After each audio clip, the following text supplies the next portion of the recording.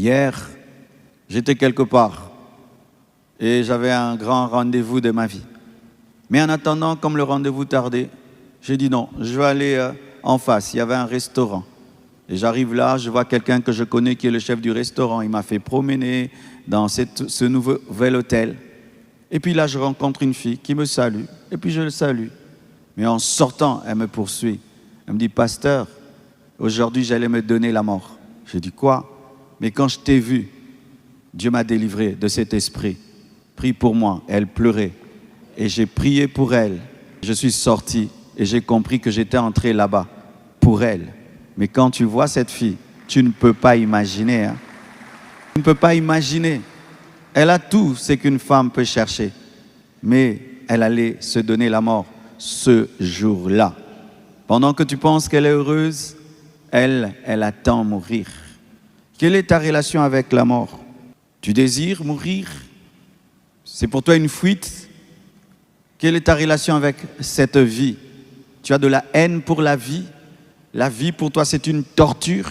Tu ne reçois pas la vie comme une action de grâce? Reconnaissance, Seigneur merci pour la vie?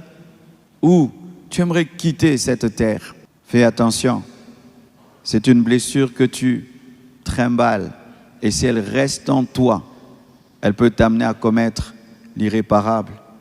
C'est quand tu vois même quelqu'un dire « Moi, je n'aurai jamais des enfants. » Pourquoi? Pourquoi j'aurai des enfants? Pour les amener ici-bas, sur cette terre de souffrance. Je n'aurai pas des enfants. Et en Europe, c'est très développé, hein? Très, très développé. Certains, vous les voyez là, des couples qui n'ont pas d'enfants, des gens qui refusent de se marier. Et tu dis, pourquoi vous ne vous mariez pas? Pourquoi je vais me marier? Et pour avoir des enfants, venir sur cette terre, qui vont souffrir comme moi, ça ne sert à rien. Et vous voyez, de plus en plus, en Europe, il y a de moins en moins d'enfants. Les vieillards, c'est une société qui commence à vieillir.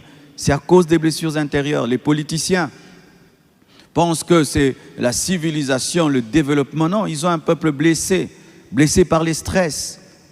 Tu vas en Europe, mes frères, oui, c'est beau, mais il faut voir leur vie. Métro, boulot, dodo, métro, boulot, dodo.